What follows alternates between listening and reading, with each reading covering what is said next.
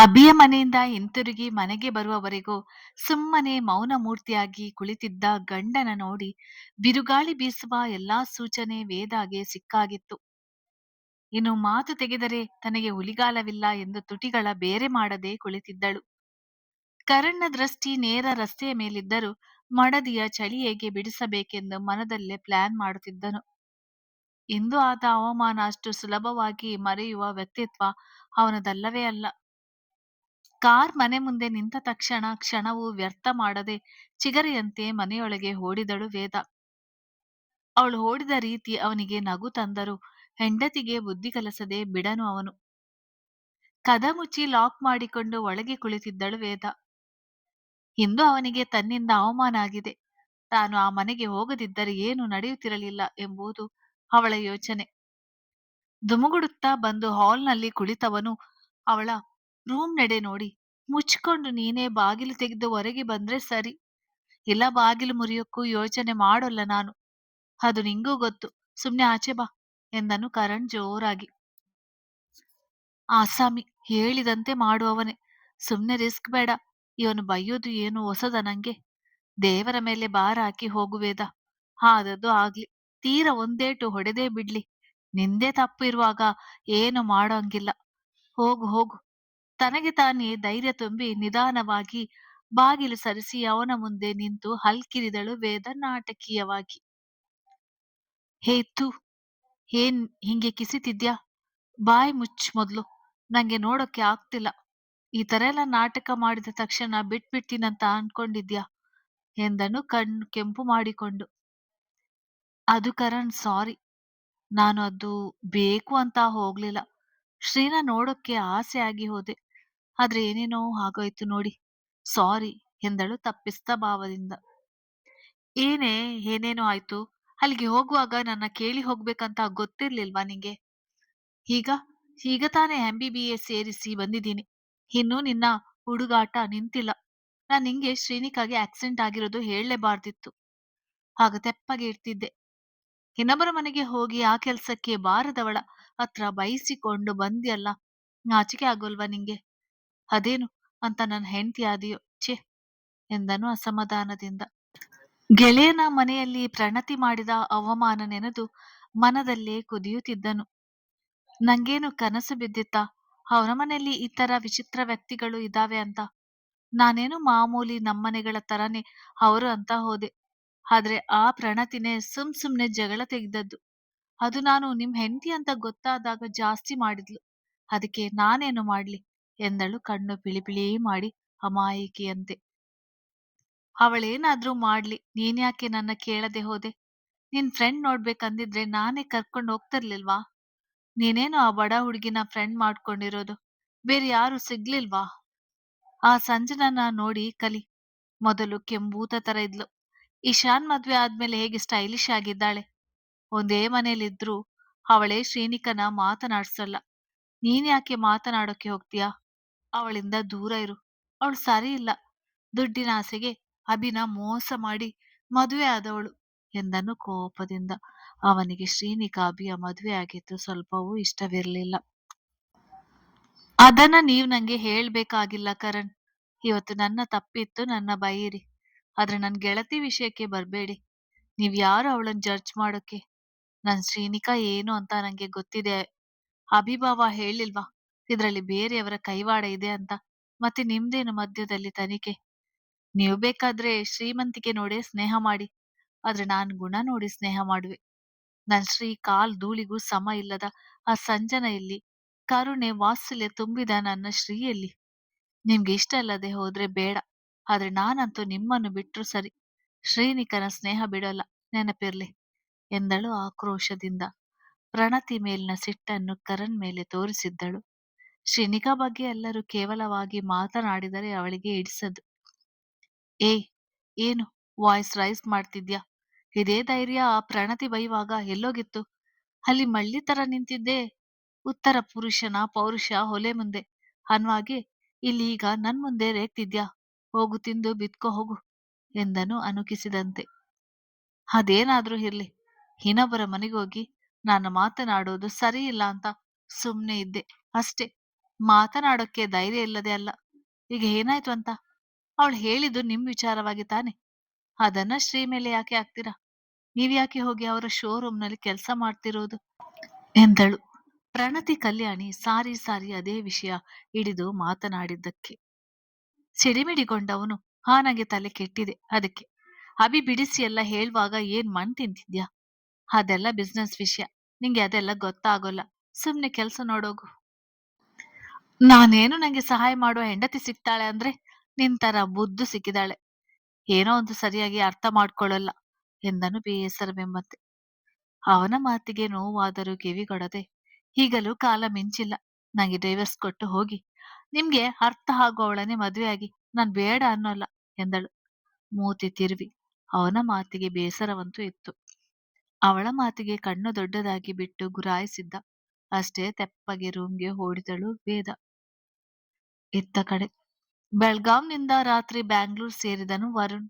ನೇರ ಹಾಸ್ಪಿಟ್ಲಿಗೆ ಬಂದಿದ್ದನು. 3 ತಿಂಗಳಿಂದ ಮುಂದೆ ಹೋಗದೆ ಉಳಿದಿದ್ದ ಕೇಸನ್ನು ಬೇಗ ಮುಗಿಸುವ ಧಾವ ಅಂತ ಅವನಿಗೆ. ಆಸ್ಪತ್ರೆ ತಲುಪಿ ಪೂರ್ತಿ ಹಾಸ್ಪಿಟಲ್ ಸುತ್ತ ಟೈಟ್ ಸೆಕ್ಯೂರಿಟಿ ಅರೇಂಜ್ ಮಾಡಲು ಆದೇಶ ನೀಡಿದವನು ಡಾಕ್ಟರ್ ವೈಭವ್ ಬಳಿ ಬಂದವ ಪೇಷಂಟ್ ಕಂಡೀಷನ್ ವಿಚಾರಿಸ್ತಾ ನೇರ ಪಲ್ಲವಿ ಇರುವ ವಾರ್ಡ್‌ನ ಬಳಿ ಬಂದು ಪಲ್ಲವಿ ಬೆಡ್ ಮೇಲೆ ಕುಳಿತು ನಯನ ಮಾತಿಗೆ ಕಿವಿಯಾಗಿದ್ದಳು. ಚಕಲಮಕಲ ಹಾಕಿ ಕುಳಿತು, ನೀನು ಏನೇನು ಓದಿದ್ಯಾ ಪಲ್ಲವಿ? ಅಂದ್ರೆ ಎಷ್ಟು ಓದಿದ್ಯಾ ಅಂತ ಎಂದಳು ನಯನ ಮುದ್ದಾಗಿ. ಒಂದು ದಿನದಲ್ಲೇ ಬೇಗ ಹತ್ತಿರ ಆಗಿದ್ದರು ಇಬ್ಬರು. ನಾನು BSc AG ಓದಿ ಒಂದು ಕಂಪನಿಯಲ್ಲಿ ಕೆಲಸ ಮಾಡ್ತಿದ್ದೀನಿ ಅಕ್ಕ ಎಂದಳು ಮೆಲುವಾಗಿ ಪಲ್ಲವಿ. ಹೌದಾ? ನಾನ್ ನೋಡು PUC ಮುಗಿಸಿ ನೇರ ನರ್ಸಿಂಗ್ ಸೇರಿ ಈಗ ಇಲ್ಲಿ ಪೇಷಂಟ್ ಜೊತೆ ಸಮಯ ಕಳೆಯೋದು, ಅವ್ರ ಸೇವೆ ಮಾಡೋದು ಇದೇ ಆಗಿದೆ. ಆದ್ರೂ ಇದು ಒಂಥರ ಚೆನ್ನಾಗಿದೆ ಬಿಡು, ಆ ಕಂಪ್ಯೂಟರ್ ಮುಂದೆ ಕೂರುವುದಕ್ಕಿಂತ ಎಂದಳು. ನೀ ಮುಂದೆ ಓದ್ಬೇಕಾಗಿತ್ತು ಅಕ್ಕ. ಜಾಸ್ತಿ ಓದಿದ್ರೆ ಜಾಸ್ತಿ ಕೆಲ್ಸದ ಆಫರ್ ಸಿಗ್ತಾ ಇತ್ತು. ನೀ ಸುಮ್ನೆ ಡಾಕ್ಟರ್ ಓದ್ಬೇಕಾಗಿತ್ತು ಎಂದಳು ಪಲ್ಲವಿ. ಅಯ್ಯೋ, ಯಾರು ಅಷ್ಟೊಂದು ಓದ್ತಾರೆ ಬಿಡು ಪಲ್ಲು. ಓದುದು ಅಂದ್ರೇನೆ ನಂಗೆ ಆಗೋಲ್ಲ. ನಮ್ಮಪ್ಪಂಗೆ ನಾನೊಬ್ಳೆ ಮಗಳು. ಓದಿ ಏನಾಗ್ಬೇಕು? ನಾನ್ ಆ ಕೆಲ್ಸಕ್ಕೆ ಸೇರಿರುವುದೇ ಮನೇಲಿದ್ರೆ ಎಲ್ಲಿ ಮದ್ವೆ ಮಾಡಿ ಬಿಡ್ತಾರೋ ಅಂತ. ಗೊತ್ತಾ? ನಿಜ ಹೇಳ್ಬೇಕು ಅಂದ್ರೆ ನಂಗೆ ಇದೆಲ್ಲ ಇಷ್ಟನೇ ಇಲ್ಲ ಎಂದಳು ಮುಖ ಊದಿಸಿಕೊಂಡು ಸಣ್ಣ ಮಗುವಿನಂತೆ. ಯಾಕೆ ನಿಮ್ಗೆ ಮದ್ವೆ ಆಗೋಕೆ ಇಷ್ಟ ಇಲ್ವಾ? ನೀವ್ ನೋಡಕ್ಕೆ ತುಂಬಾ ಸುಂದರವಾಗಿದ್ದೀರಾ ಅಕ್ಕ. ಒಳ್ಳೆ ರಾಜ್ಕುಮಾರನೇ ಸಿಗ್ತಾನೆ ನೋಡಿ ಮನಸಾರೆ ಹಾರೈಸಿದಳು ಪಲ್ಲವಿ. ಅಲ್ವಾ ನೋಡು, ನೀನೊಬ್ಳೇ ನನ್ನ ಸರಿಯಾಗಿ ಗಮನಿಸಿದ್ದು. ನಂಗೇನು ಮದ್ವೆ ಆಗೋಕೆ ತೊಂದರೆ ಇಲ್ಲ. ಆದ್ರೆ ನನ್ ಲವರ್‌ದೇ ತೊಂದರೆ. ಮನೆಹಾಳ ನನ್ ಮಗ.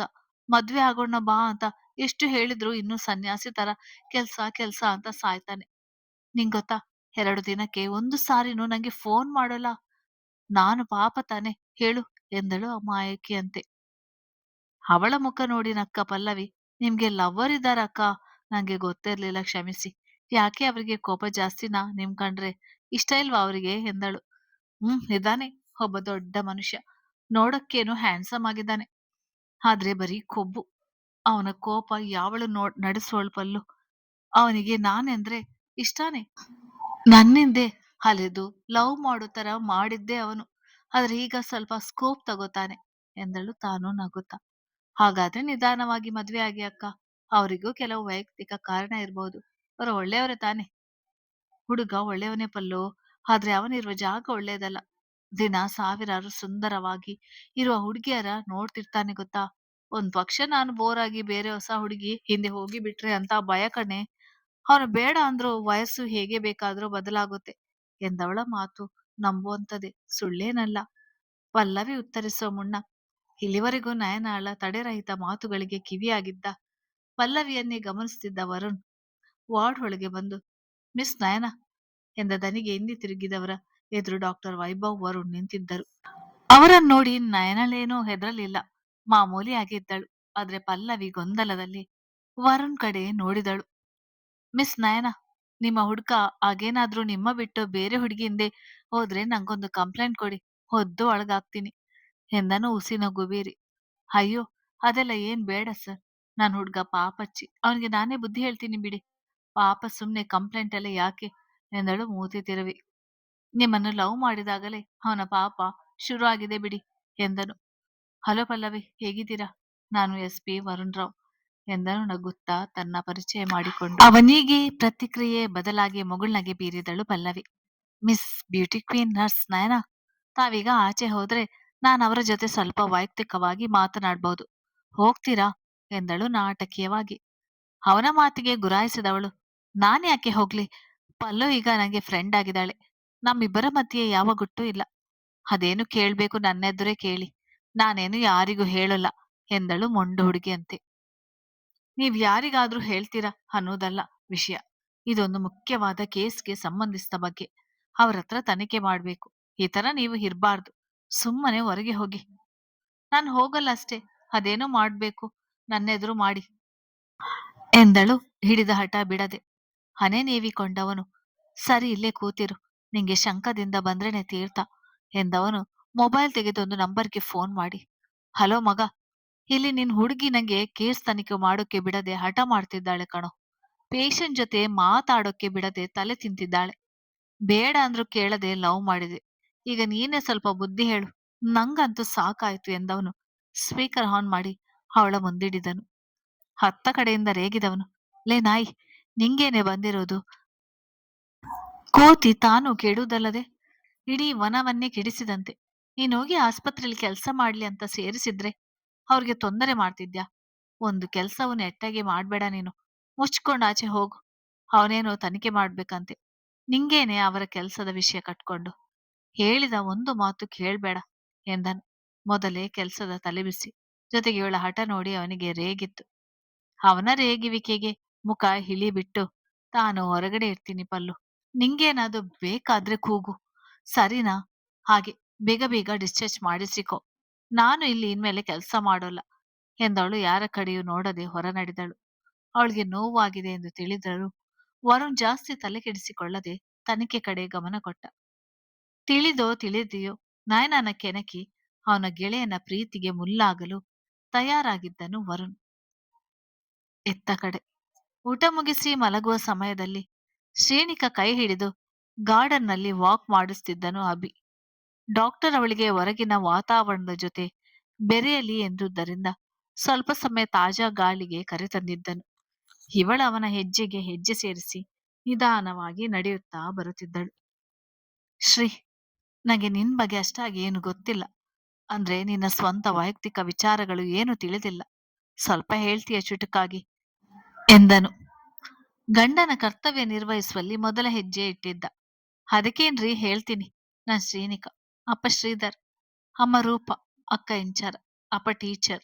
ಅಮ್ಮ ತುಂಬಾ ಒಳ್ಳೆಯವರು, ಅಪ್ಪ ಕೆಟ್ಟವರಲ್ಲ. ಆದ್ರೆ ಸ್ವಲ್ಪ ಕೆಟ್ಟ ಚಟಗಳು ಜಾಸ್ತಿ ಇದೆ. ಅದೇ ನಂಗೆ ಅವರಲ್ಲಿ ಇಷ್ಟ ಇಲ್ಲ. ದಿನ ಎಣ್ಣೆ ಕುಡಿದು ಗಲಾಟೆ ಮಾಡುವುದೇ ಅವ್ರ ಕೆಲ್ಸ. ಈಗಂತೂ ನಮ್ಮ ಅಮ್ಮನಿಗೆ ಎಷ್ಟು ಹಿಂಸೆ ಕೊಡ್ತಿದ್ದಾರೋ ಏನೋ. ನಾನು ಇದೆಲ್ಲ ಯೋಚನೆ ಮಾಡದೆ ಇಲ್ಲಿ ಆರಾಮವಾಗಿ ಇದ್ದೀನಲ್ಲ, ಅದಕ್ಕೆ ನಂಗೆ ದೇವರಿಗೆ ಮಾಡಿರೋದು ಎಂದಳು ದುಃಖದಿಂದ. ತನಗೆ ಈಗಾದರೂ ಹೆತ್ತವರು ಬರಲಿಲ್ಲ ಎಂದು ನೋವಾಗಿತ್ತು. ಏ ಶ್ರೀ, ಯಾಕೆ ಆತರ ಯೋಚನೆ ಮಾಡ್ತೀಯ? ಹೀಗೇನು ನಿಮ್ಮ ಅಮ್ಮಂಗೆ ನೋವಾಗದಿರುವ ತರ ಎಲ್ಲಾ ವ್ಯವಸ್ಥೆ ಮಾಡೋ ಜವಾಬ್ದಾರಿ ನಂದು, ಸರಿನಾ? ನೀನು ಟೆನ್ಷನ್ ತಗೋಬೇಡ. ನಂಗೆ ನಿನ್ ಬಗ್ಗೆ ಏನು ಹೇಳ್ಬೇಡ ಬಿಡು ಎಂದನು ಬೇಸರ ಮಾಡಿಕೊಂಡರೆ ಎಂದು. ಆತರ ಏನು ಇಲ್ಲ ರೀ.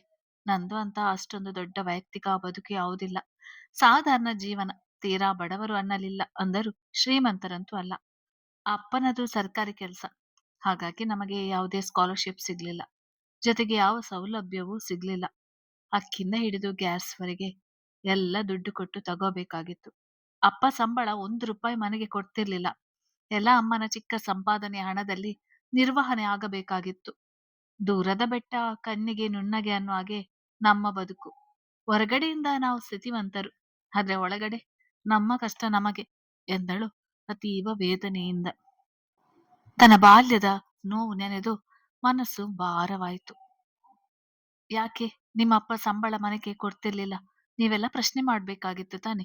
ಯಾಕೆ ಸುಮ್ಮನೆ ಇದ್ದೀರಿ ಎಂದನು. ನಿಜಕ್ಕೂ ಅವನಿಗೆ ಶ್ರೇಣಿಕಾ ಮನೆಯಲ್ಲಿ ಈ ರೀತಿಯ ಸಂದರ್ಭ ಇದೆ ಎಂದು ಗೊತ್ತಿರಲಿಲ್ಲ. ಪ್ರಶ್ನೆ ಮಾಡುವ ಧೈರ್ಯ ನಮಗೆ ಯಾರಿಗೂ ಇರಲಿಲ್ಲ. ಯಾಕೆಂದ್ರೆ ಅವರು ಮಾತೆತ್ತಿದರೆ ಹೊಡೆಯುವುದು, ಬೈಯುವುದು ಮಾಡುವರು.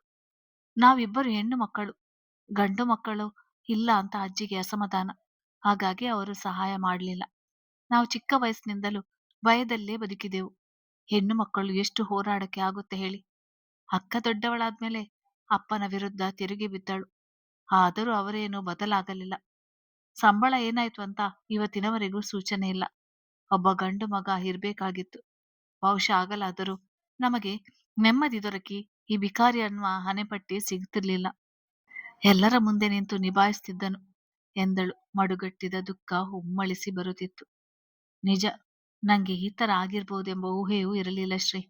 ತಪ್ಪನ್ನೆದುರಿಸೋಕೆ ಗಂಡು ಮಗನೇ ಬೇಕಾ ಹೇಳು? ಈಗ ಅವರ ಜೊತೆ ನಾನ್ ಮಾತಾಡ್ತೀನಿ. ಗಂಡು ಮಗ ಇಲ್ಲದೆ ಹೋದರೂ ಅಳಿಯಂದಿರಾಗಿ ನಾನು ಸಾತ್ವಿಕಿದ್ದೀವಿ. ನೀನೇನು ಚಿಂತೆ ಮಾಡ್ಬೇಡ. ಇದನ್ನು ಹೀಗೆ ಬಿಟ್ರೆ ಕಷ್ಟ. ನಾನೆಲ್ಲ ಸರಿ ಮಾಡ್ವೆ ಎನ್ ಅಭಯ ನೀಡಿದನು. ಗೊತ್ತಿಲ್ಲ ರೀ, ಆದ್ರೆ ಅಮ್ಮ ಯಾವಾಗ್ಲೂ ಹೇಳೋಳು, ಯೋಚನೆ ಮಾಡಿ ನಡಿ ಅಂತ. ಆದ್ರೆ ನಾನೇ ಬರೀ ದುಡುಕು ಬುದ್ಧಿ ಕಲಿತೆ. ಮನೆಗೆ ಒಳ್ಳೆಯ ಹೆಸರು ತರಬೇಕಾದ ನಾನು ಕಳಂಕ ತಂದೆ. ಅಪ್ಪನ ವಿಚಾರವಾಗಿ ಬಂದು ಬಳಗದಲ್ಲಿ ಆಡಿಕೊಂಡು ನಗುವವರ ಮುಂದೆ ಈಗ ನಾನು ಇನ್ನು ಮರ್ಯಾದೆ ತೆಗೆಯುವ ಕೆಲಸ ಮಾಡಿರ್ವೆ. ಜೊತೆಯಲ್ಲಿ ನಿಮ್ಮ ಮನೆ ಮರ್ಯಾದೆ ತೆಗೆದು ನಿಮ್ಮ ಮನಸ್ಸಿಗೆ ನೋವು ಮಾಡಿದೆ ಎಂದವಳ ಕಣ್ಣು ತುಂಬಿಕೊಂಡು ಕಣ್ಣೀರು ಕೈ ಸೋಕಿತ್ತು. ಈ ಶ್ರೀ, ಈಗ ಹಾಗೆ ಹೋಗಿರೋದರ ಯೋಚನೆ ಮಾಡುವುದ್ರಿಂದ ಏನು ಬದಲಾವಣೆ ಆಗೋಲ್ಲ. ನೀನು ಅಳುವುದು ನಿಲ್ಲಿಸು ಮೊದಲು. ನಿನ್ನ ಗಂಡನಾಗಿ ನಾನಿಲ್ವಾ? ನಾನೆಲ್ಲ ಸರಿ ಮಾಡ್ವೆ, ನಂಬಿಕೆ ಇಡು ಎಂದನು ಅವಳ ಕಣ್ಣೀರೊರೆಸಿ. ನಿಮ್ಗೆ ಗೊತ್ತಾ ಅಭಿ, ನಾನು ಈ 1 ವರ್ಷವೇ ನೆಮ್ಮದಿಯಾಗಿ ಕಾಲೇಜ್ಗೆ ಹೋಗಿದ್ದು. ಮುಂಚೆ ಆದ್ರೆ ಕಾಲೇಜ್ ಫೀಸ್ ಕಟ್ಟುವುದಕ್ಕೆ ಹಣ ಇರುತ್ತಿರ್ಲಿಲ್ಲ. ಅಮ್ಮ ಅವರಿವರ ಹತ್ತಿರ ಸಾಲ ತಂದು ಕೊಡುವರು. ಅದ್ರ ಜೊತೆಗೆ ಅಪ್ಪನ ಹಿಂಸೆ. ಏನ್ ತಿನ್ನಕ್ಕೂ ಮನಸ್ಸಾಗ್ತಿರ್ಲಿಲ್ಲ. ಯಾರ ಜೊತೆಗೂ ಮಾತಾಡೋಕೆ ಇಷ್ಟ ಆಗ್ತಿರ್ಲಿಲ್ಲ. ಕ್ಲಾಸ್ ಗೆಳೆಯರೆಲ್ಲ ಬರ್ತ್ಡೇ ಪಾರ್ಟಿ ಅಂತ ಕರೆಯೋದು. ನಾನ್ ಹೋದ್ರೆ ನನ್ನ ಹುಟ್ಟಿದ ಹಬ್ಬಕ್ಕೆ ಅವ್ರಿಗೆಲ್ಲ ಪಾರ್ಟಿ ಕೊಡೋಕೆ ನನ್ನ ಹತ್ರ ದುಡ್ಡಿರ್ಲಿಲ್ಲ. ಅದಕ್ಕೆ ಒಬ್ಬಳೆ ಬರ್ತಿದ್ದೆ, ಒಬ್ಬಳೆ ಹೋಗ್ತಿದ್ದೆ ಎಂದಳು ಕಳೆದ ದಿನಗಳ ನೆನಪಿಸಿಕೊಂಡು. ಯಾಕೆ ಹಾಗೆ ಅಷ್ಟು ಚಿಕ್ಕ ವಿಷಯವಾಗಿ ನೀನ್ ನಿನ್ನ ಹುಟ್ಟಿದ ಹಬ್ಬ ಆಚರಿಸುವುದು ಬಿಟ್ಬಿಟ್ಯಾ? ಹೌದು, ನಿಂಗೆ ಸಂಜನಾ, ವೇದ ಹೇಗೆ ಪರಿಚಯ ಎಂದನು. ಸಂಜನಾ ನಂತರ ಬಡವರ ಮನೆ ಹುಡುಗಿ. ಅದಕ್ಕೆ ಬೇಗ ಫ್ರೆಂಡ್ ಆಗಿದ್ಲು. ಆದ್ರೆ ವೇದ ಸ್ವಲ್ಪ ವಿಚಿತ್ರ. ತಾನಾಗಿ ನನ್ನ ಗೆಳತಿ ಮಾಡಿಕೊಂಡಳು. ಮೊದಲು ನಾನು ಅಷ್ಟಾಗಿ ತಲೆ ಕೆಡಿಸಿಕೊಂಡಿರ್ಲಿಲ್ಲ. ಆದ್ರೆ ಅವಳೇ ನನ್ನ ಬಗ್ಗೆ ವಿಶೇಷ ಅಕ್ಕರೆ ತೋರಿಸಿ ಹತ್ತಿರ ಆದಳು. ಎಲ್ಲೇ ಹೋದ್ರು ನನ್ನ ಹಿಂಸೆ ಕೊಟ್ಟು ಜೊತೆಗೆ ಕರ್ಕೊಂಡೋಗೋಳು. ನನ್ನ ಹೀಯಾಳಿಸಲಿಲ್ಲ. ಸಂಜನ ಶ್ರೀಮಂತರ ಮನೆ ಹುಡುಗ ಸಿಕ್ಕಿದ ತಕ್ಷಣ ನನ್ನ ದೂರ ಇಟ್ಟಳು. ನನ್ನ ವೇದ ಆಗಲ್ಲ. ಅವಳೊಬ್ಬಳೆ ನನ್ನ ಸರಿಯಾಗಿ ಅರ್ಥ ಮಾಡಿಕೊಂಡಿದ್ದು ಎಂದಳು ಪ್ರೀತಿ ತುಂಬಿದ ದನಿಯಿಂದ. ಅದು ನಿಜಾನೇ ಬಿಡು. ಸಂಜನ ಗೆಳತನ ನಿಂಗೆ ಬೇಡ. ಕರಣ್ ನನ್ನ ಬೆಸ್ಟ್ ಫ್ರೆಂಡ್. ಅವನ ಹೆಂಡತಿ ನಿನ್ ಫ್ರೆಂಡ್. ಒಳ್ಳೇದಾಯ್ತು. ನಿಂಗೆ ಇನ್ನು ಕಾಲೇಜ್ಗೆ ಹೋಗೋಕೆ ವೇದ ಜೊತೆ ಆಗ್ತಾಳೆ. ನಾನು ಕರಣ್ ಜೊತೆ ಮಾತನಾಡ್ತೀನಿ. ಆದ್ರೆ ಬಿ ಕೇರ್ಫುಲ್. ತೊಂದರೆ ಮಾಡ್ಕೋಬೇಡ. ನಾಳೆ ಈ ಕೈಪಟ್ಟಿನ ತೆಗೆಸ್ವೆ. ಹುಷಾರಾಗಿ ಕಾಲೇಜ್ಗೆ ಹೋಗಿ ಬಾ ಎಂದನು. ಸರಿ, ಥ್ಯಾಂಕ್ಸ್ ನಿಮ್ಮ ಸಹಾಯಕ್ಕೆ. ನಾನ್ ನಿಮ್ಗೆ ತೊಂದರೆ ಮಾಡಿದ್ರು ನನ್ನ ಸಲುವಾಗಿ ತುಂಬಾ ಸಹಾಯ ಮಾಡ್ತಿದ್ದೀರಾ. ನಿಮ್ಮ ಋಣ ಹೇಗೆ ತೀರಿಸ್ಬೇಕು ಗೊತ್ತಾಗ್ತಾ ಇಲ್ಲ ಎಂದಳು ತಾನು ಮೋಸ ಮಾಡಿರ್ವೆ ಎಂದು ತಿಳಿದು. ಏನ್ ಸಹಾಯ? ಇಷ್ಟು ದಿನ ನಿನ್ನ ನಿರ್ಲಕ್ಷ್ಯ ಮಾಡಿದ್ದು ನಂದೇ ತಪ್ಪು. ಇನ್ಮೇಲೆ ಹಾಗಾಗೋಲ್ಲ. ನಿನ್ನ ಪೂರ್ತಿ ಜವಾಬ್ದಾರಿ ನಂದೇ. ನಾಳೆ ಹೋಗಿ ನಿಂಗೆ ಏನೇನ್ ಬೇಕೋ ತಕೊಂಡ್ ಬರೋಣ, ಸರಿನಾ? ನಿಂಗೆ ಏನ್ ಬೇಕು ಲಿಸ್ಟ್ ಮಾಡಿಕೊ, ತೆಗೆದುಕೊಡುವೆ. ಇದೆಲ್ಲ ಗಂಡನಾಗಿ ನನ್ನ ಕರ್ತವ್ಯ. ಹೆಂಡತಿಯ ಅಭಿರುಚಿಗಳ ಪೂರೈಸುವುದು. ಅವಳು ದಿನ ಹಳೆಯ ಕುರ್ತಗಳನ್ನೇ ಬಳಸುವುದನ್ನು ನೋಡಿ ಕೇಳಿದ್ದ. ಮತ್ತೆ ಶ್ರೀ, ಇನ್ನ ಕೈ ಪಟ್ಟಿ ತೆಗೆದ ಮೇಲೆ 1 ವಾರ ಬಿಟ್ಟು ಸ್ಕೂಟಿ ಕೊಡಿಸ್ತೀನಿ ಕಾಲೇಜ್ಗೆ ಹೋಗೋಕೆ. ಬೇಡ ಅಂದ್ರೆ ಮಾಮೂಲಿ ಕಾರಲ್ಲಿ ಹೋಗೋ. ನಂದೇನು ಅಭ್ಯಂತರವಿಲ್ಲ. ಆದ್ರೆ ನಿನ್ನ ಸ್ವಾತಂತ್ರ್ಯವಾಗಿ ಬಿಡ್ಬೇಕು ಅಂತ ನಿರ್ಧಾರ ಮಾಡಿರ್ವೆ. ಹೇಳು, ನಿಂಗೆ ಯಾವ್ದು ಸರಿ ಹೋಗುತ್ತೆ? ಅವಳು ಬಸ್ ಹಿಡಿದು ಹೋಗೋದು ಬೇಡ. ಕಾರಲ್ಲಿ ಹೋಗುವುದರಿಂದ ಕಟ್ಟಿ ಹಾಕಿದಂತಾಗುತ್ತದೆ ಎಂದು ನಿರ್ಧಾರ ಮಾಡಿದ್ದ. ಸ್ಕೂಟಿನೇ ಇರ್ಲಿರಿ, ನಾನು ವೇದ ಅದ್ರಲ್ಲಿ ಹೋಗ್ತೀವಿ. ನಂಗೆ ವೇದನ ಸ್ಕೂಟಿ ಹೊಡಿಸಿ ಅಭ್ಯಾಸ ಇದೆ ಎಂದಳು ಖುಷಿಯಿಂದ. ಇನ್ಮುಂದೆ ನಾನು ಆರಾಮವಾಗಿ ಹೋಗಿ ಬರ್ಬೋದು ಎಂದು. ಸರಿ ಬಿಡು, ನಾಳೆ ಎಲ್ಲ ವ್ಯವಸ್ಥೆ ಮಾಡ್ವೆ. ನಿನ್ನ ಸೇಫ್ ಆಗಿದ್ರೆ ಅಷ್ಟೇ ಸಾಕು. ನಡಿ ಮಲಗು, ಸಮಯ ಆಯ್ತು ಎಂದು ಒಳ ಕರ್ಕೊಂಡು ಹೋದನು. ಗಂಡನ ಕರ್ತವ್ಯ ಎಂದು ಹೇಳುವ ಬದಲು ಪ್ರೀತಿಯಿಂದ ಅಂತ ಹೇಳಿದ್ರೆ ನಡೆಯುತ್ತಿತ್ತು. ಆದ್ರೆ ಅಭಿಯ ಮಾತನ್ನು ಕೇವಲ ತೋರಿಕೆಯ ಜವಾಬ್ದಾರಿಯಷ್ಟೇ ಎಂದುಕೊಂಡಳು ಶ್ರೀನಿಕಾ. ಹೇಳಿ ಪಲ್ಲವಿ, ನಿಮ್ಮದು ಸಾಮಾನ್ಯ ಆಕ್ಸಿಡೆಂಟ್ ಅಲ್ಲ ಅಂತ ನಮಗೆ ತಿಳಿದಿದೆ. ಆದ್ರೆ ನಿಮ್ ಬಾಯಿಂದ ಕೇಳಲು ಇಷ್ಟ ಸಮಯ ಹಿಡಿಯಿತು. ಹೇಳಿ, ಯಾರು ನಿಮ್ಮನ್ನು ಕೊಲ್ಲೋಕೆ ನೋಡಿದ್ದು? ಯಾಕೆ ನಿಮ್ಮನ್ನು ಕೊಲ್ಲೋಕೆ ನೋಡಿದ್ರು ಎಂದನು ವರುಣ್. ನನ್ನ ಪ್ರೀತಿಯ ಗೆಳತಿ ಚಾರುಗಾಗಿ ಸರ್ ಎಂದವಳು ಬಿಕ್ಕಿ ಬಿಕ್ಕಿ ಅಳಲು ಶುರು ಮಾಡಿದಳು.